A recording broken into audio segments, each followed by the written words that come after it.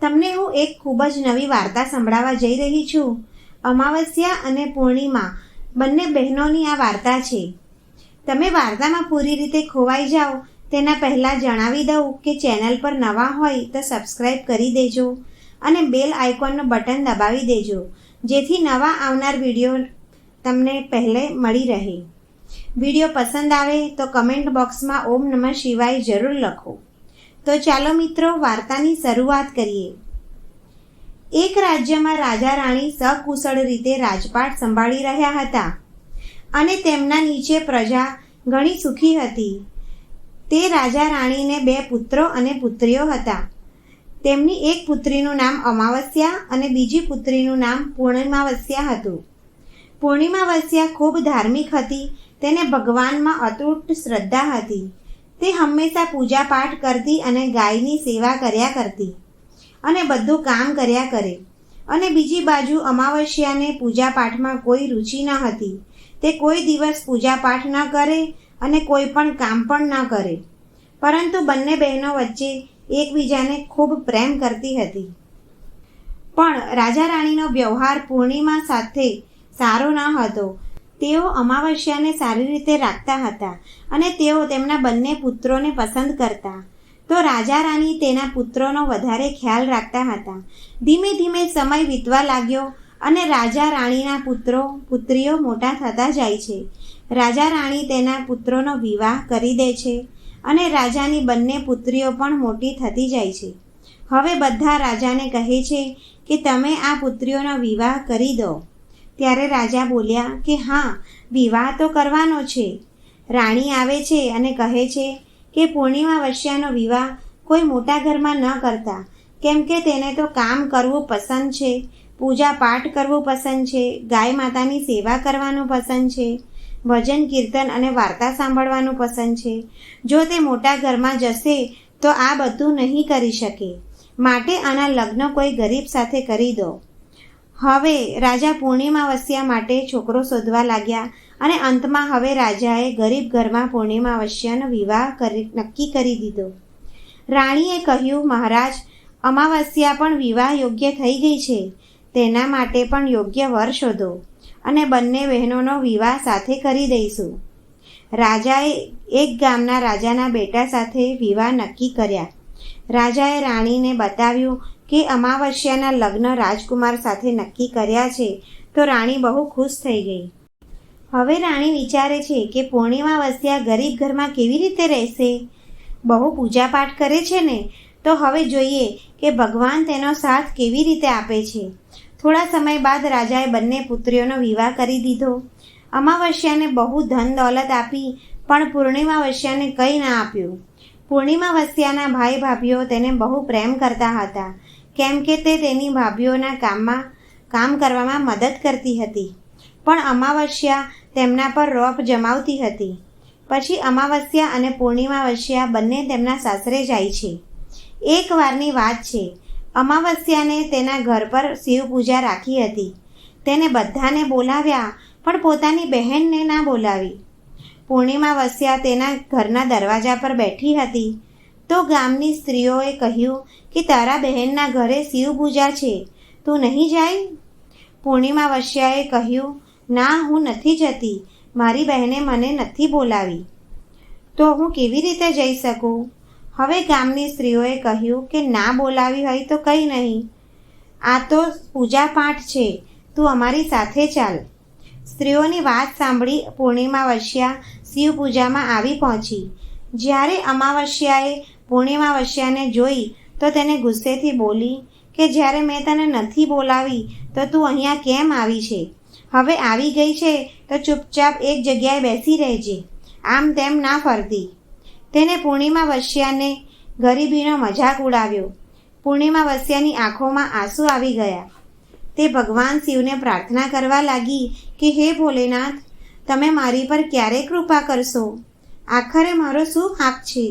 શું પૂજા પાઠ કરવું, ગાય માતાની સેવા કરવી, કામ કરવું એ શું ખોટી વાત છે? ભગવાન, હવે મારા પર કૃપા કરો. હવે શિવ પૂજા સમાપ્ત થઈ ગઈ અને અમાવસ્યાએ બધાને પ્રસાદ આપ્યો, પરંતુ તેની બહેનને પ્રસાદ ન આપ્યો. તે ત્યાંથી પ્રસાદ લીધા વગર પાછી આવી ગઈ. હવે તે રસ્તામાં આવતા વિચારી રહી છે કે ઘરે છોકરાઓ પ્રસાદ માગશે તો શું આપીશ, શું કહીશ તેમને. પછી તેને વિચાર આવ્યો કે મારા ભાઈ ભાભીને મળી આવું. હવે તે પોતાના પતિ અને છોકરાઓને બતાવીને પોતાના પિયર જવા માટે નીકળી ગઈ. ચાલતા ચાલતા તેને એક તુલસીનું ઝાડ મળ્યું. ત્યાં એક ચબૂતરા પાસે એક વૃદ્ધ ડોસી બેઠી હતી. તે વૃદ્ધ ડોસીએ પૂછ્યું, બેટી તું કોણ છે, ક્યાં જાય છે? પછી પૂર્ણિમા વસ્યાએ તેનો પરિચય આપ્યો. હવે ડોસી બોલી, બેટી સાંભળ, આ મારો તુલસીનો છોડ સુકાઈ રહ્યો છે, આમાં થોડું પાણી નાખી દેને અને ચબૂતરાની પણ સફાઈ કરી નાખને, તો પછી થોડીક ઠંડક મળશે. પછી પૂર્ણિમા વસ્યાએ ચબૂતરાને ધોયા, પછી તુલસીને પાણી આપ્યું અને પૂજા કરી અને વૃદ્ધ ડોસીમાને પણ નવડાવ્યા અને તેમના પગ દબાવ્યા. પૂર્ણિમા વસ્યાએ પૂછ્યું, માજી કંઈ કામ છે હવે? તો માજીએ કહ્યું કે ના બેટી, અને તેને ખૂબ આશીર્વાદ આપ્યા અને કહ્યું, તું તારા પિયર જા, પણ પાછી ફરતી વખતે મને મળતી જજે. હવે તેને કહ્યું, ઠીક છે માજી. તે તેના પિયર તરફ જવા આગળ વધવા લાગી. ચાલતા ચાલતા રસ્તામાં તેને એક શિવ મંદિર મળ્યું. ત્યાં ઓટલા પર એક સાધુ મહાત્મા બેઠા હતા. તે બીજું કોઈ નહીં પણ સ્વયં ભગવાન શિવ હતા. પણ પૂર્ણિમા વસ્યાએ તેને ઓળખ્યા નહીં. સાધુએ કહ્યું, કોણ છો બેટી? પૂર્ણિમા વસ્યા બોલી, શું વાત છે બાબા? ત્યારે પેલા સાધુએ કહ્યું કે બેટી, શું તું આ મંદિરની સાફ સફાઈ કરી દઈશ? બહુ ગંદુ થઈ ગયું છે અને સાથે સાથે ઓટલો પણ ધોઈ નાખજે અને મારા નહાવા માટે 2 ડોલ પાણી લાવી આપજે, તો તારું ભલું થશે. પૂર્ણિમા વસ્યાએ ખુશી ખુશી મંદિરની અંદર સફાઈ કરી અને બહારનો ઓટલો ધોયો અને ભગવાન શિવની પૂજા કરી. થોડું આગળ ચાલી તો તેને કાળી માતાનું મંદિર આવ્યું. કાળી માતા પણ તે વૃદ્ધ સ્ત્રીનું રૂપ લઈ બેઠા હતા. કાળી માતાએ કહ્યું, કોણ છો બેટી? ત્યારે પૂર્ણિમા વસ્યાએ તેનો પરિચય આપ્યો અને કહ્યું, શું વાત છે માજી? ત્યારે વૃદ્ધ સ્ત્રીએ કહ્યું કે બેટી, અહીંયા મંદિરે ઘણા બધા લોકો દર્શન કરવા આવે છે અને જતા રહે છે. કોઈ મંદિરની સાફ સફાઈ નથી કરતું. તું જરા મંદિર સાફ કરી દઈશ? પૂર્ણિમા વસ્યાએ મંદિરની સાફ સફાઈ કરી, કાળી માની પૂજા કરી, માતાનો શૃંગાર કર્યો અને પછી વૃદ્ધ સ્ત્રીને સ્નાન કરાવ્યું અને સ્વચ્છ કરી અને હવે તે પિયર તરફ જવા આગળ ચાલી નીકળી. પછી તેને એક નદી મળી. ત્યાં એક વૃદ્ધ માજી બેઠા હતા. તે બીજું કોઈ નહીં, ગંગા મૈયા હતી. તેમને કહ્યું કે બેટી, તું કોણ છે? ત્યારે પૂર્ણિમા વસ્યાએ તેનું નામ બતાવ્યું. તે વૃદ્ધ માજી બોલ્યા કે બેટી, અહીંયા ઘણા બધા સ્નાન કરે છે પણ કોઈ સાફ સફાઈ નથી કરતું. તું અહીંયા સાફ સફાઈ કરી આપને. હવે તેને ત્યાં પણ સફાઈ કરી આપી. પછી તે વૃદ્ધ માજીએ તેને આશીર્વાદ આપ્યા અને તે નાવડીમાં બેસીને નદીની પેલી બાજુ જાય છે તો નાવમાં ફૂલ છવાયેલા હોય છે. હવે તે તેના પિયર પહોંચી જાય છે. ભાઈ ભાભીઓ પૂર્ણિમા વસ્યાને જોઈને ખુશ થઈ જાય છે અને તેને ખૂબ સંભાળ રાખે છે. પછી બધા ભેગા મળીને વાતો કરે છે. સવાર પડતા નણંદ જવા માટે તૈયાર થયા ત્યારે ભાભીએ તેને એક લાલ સાડી આપી અને કહ્યું, નણંદજી, આ સાડી પહેરી દો, જલ્દી જલ્દી આવજો, બહુ દિવસ પછી આવ્યા ને તમે. પછી પૂર્ણિમા વસ્યાએ લાલ સાડી પહેરી લીધી. બંને ભાભીઓએ થેલા ભરીને ધન, ઘરેણાં, સામાન વગેરે આપ્યું. હવે તે તેના પિયરથી ચાલી નીકળી. ચાલતા ચાલતા તે જ નદી મળી અને નાવ પણ. નાવડીમાં બેસીને તે બીજી પાર પહોંચી. ત્યાં તેને તે જ વૃદ્ધ માજી મળ્યા. બીજું કોઈ નહીં પણ તે ગંગામાં હતા. વૃદ્ધ સ્ત્રીએ કહ્યું, આવી ગઈ પિયરથી? પછી તેને થેલી આપી કહ્યું, આ તું લઈ જા, હું અહીંયા રાખી શું કરીશ?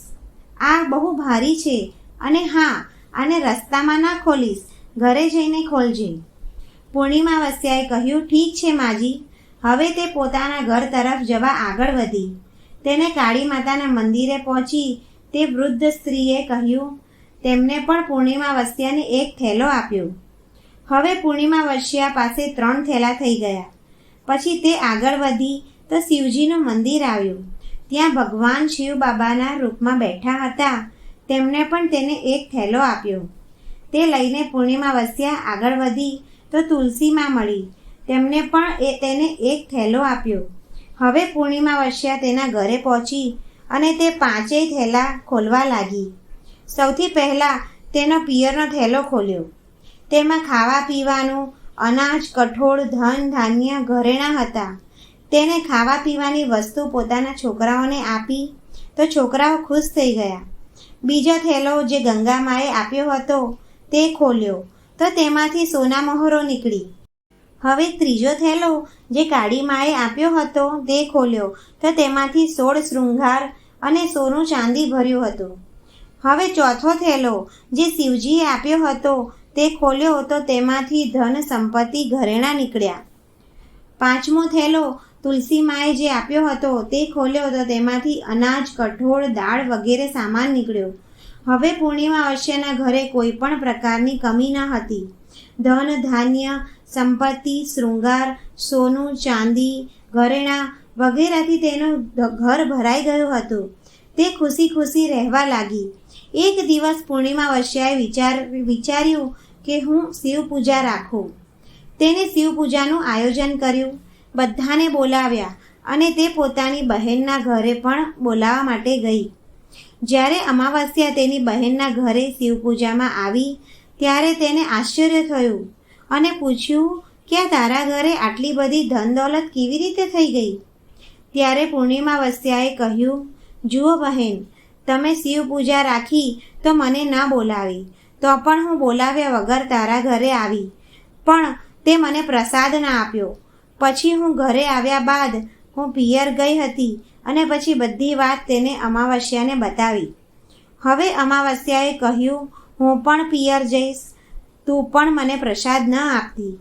શિવ પૂજા બાદ અમાવસ્યાએ પ્રસાદ ન લીધો. તેના ઘરે પાછી જઈને પોતાના પતિ અને છોકરાઓને કહીને તે પિયર જવા નીકળી. ચાલતા ચાલતા તેને વૃદ્ધ ડોસી મળી. તેને કહ્યું કે બેટી, આ ચબૂતરો ધોઈ દેને જરા અને તુલસી માને પાણી પીવડાવી દેને. ત્યારે અમાવસ્યાએ કહ્યું કે ઓ ડોસી, મેં આટલી મોંઘી સાડી પહેરી છે, તે ગંદી થઈ જશે, હું સાફ નહીં કરું. આગળ ચાલતા ભગવાન શિવજી મળ્યા. તેમને પણ આવી જ રીતે જવાબ આપ્યો. તેને આગળ કાળીમાં મળ્યા તો પણ તેમના કહેવા પર પણ આવું જ કહી દીધું. પછી આગળ ગંગા મૈયા મળ્યા તો તેમને પણ આવી જ રીતે સંભળાવી દીધું. પછી તે નાવમાં બેઠી તો નાવડીમાં કાંટા હતા. થોડા કાંટા તેના પગમાં વાગી ગયા. પછી તે તેના પિયર પહોંચી ગઈ. તેને ભાભીઓએ જોઈ તો કહ્યું, આ ક્યાંથી આવી ગઈ? અરે, પૂર્ણિમા વસ્યા પાસે કંઈ જ ન હતું માટે તેને આપ્યું છે બધું, પણ આ અહીંયા કેમ આવી છે? કંઈ નહીં, આવી છે તો બેસો, આમ પણ કંઈ કામ તો કરાવે નહીં. બચારી પૂર્ણિમા વસ્યા તો બધું કામ કરાવે છે અને આ તો ખાવાનું ખાઈને સૂઈ ગઈ. સવાર પડતા અમાવસ્યાએ કહ્યું, ભાભી, હું જાઉં છું. તમે પૂર્ણિમા વસ્યાને તો થેલો આપ્યો હતો, મને કંઈ નહીં? તો ભાભીએ કહ્યું, જાઓ, તમારા ઘરે થેલો પહોંચી જશે. તે આગળ ચાલી. હવે ગંગા મૈયા પાસે આવી કહ્યું, તમે પૂર્ણિમા વસ્યાને તો થેલો આપ્યો હતો ને, મને કંઈ નહીં? તો ગંગા માએ કહ્યું કે જાઓ બેટી, હું ઘરે મોકલી આપીશ. આવી જ રીતે કાળિકામાં, ભગવાન શિવ અને તુલસી માતાએ પણ આવું જ કહ્યું. હવે તે જ્યારે ઘરે પહોંચી તો તેના આંગણામાં 5 થેલા હતા. તે 5 થેલા ખોલે છે તો કોઈકમાં સાપ, માટી, કોઈ ઈંટ પથ્થર વગેરે હતું. તે વિચારવા લાગે છે કે મને તો પિયરથી કંઈ ન મળ્યું અને આ લોકો પાસેથી પણ કંઈ ન મળ્યું. અમાવસ્યા દોડીને પૂર્ણિમા વસ્યા પાસે જઈને કહે છે કે તને આટલું બધું મળ્યું અને મને કંઈ નહીં. ત્યારે પૂર્ણિમા વસ્યા બોલી કે હું પિયર જાઉં છું તો ભાભીઓ સાથે તેમની મદદ કરું છું, કામ કરાવું છું, અને તે તો ભાભીની ક્યારેય મદદ નહીં કરી. ભાભી તને શું આપે? ગંગામાને તે ઠુકરાવી દીધા. શિવજી, કાળીમાં, તુલસીમાં બધાને તે ઠુકરાવી દીધા. માટે તને ભગવાને કંઈ ના આપ્યું. ત્યારે અમાવસ્યા કહે છે કે બહેન, મને માફ કરી દો. મેં સદાય તારા પર અત્યાચાર કર્યો છે.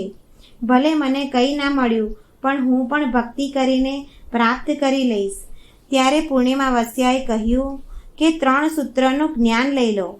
પહેલા સૂત્રમાં દયા માંગજે, બીજા સૂત્રમાં તેની ચર્ચા કરજે અને ત્રીજા સૂત્રમાં 108 વાર ઓમ નમઃ શિવાયનો જાપ કરજે. ભગવાને જે 3 સૂત્ર આપ્યા છે તે પ્રસાદના રૂપમાં સ્વીકાર કરજે અને હૃદયમાં દયા રાખજે. મેં સાચા મનથી ભગવાનની પૂજા પાઠ કરી હતી, બધાની મદદ કરી, બધાનું કામ કર્યું, માટે મને બધું જ મળ્યું અને તારી પાસે જે હતું તે પણ ખતમ થઈ ગયું. પછી અમાવસ્યા ભગવાન શિવ પાસે ક્ષમા માગવા લાગી અને તેમની પૂજા કરવા લાગી.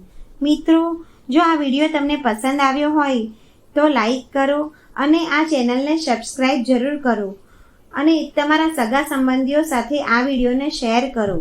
જય ભોલેનાથ.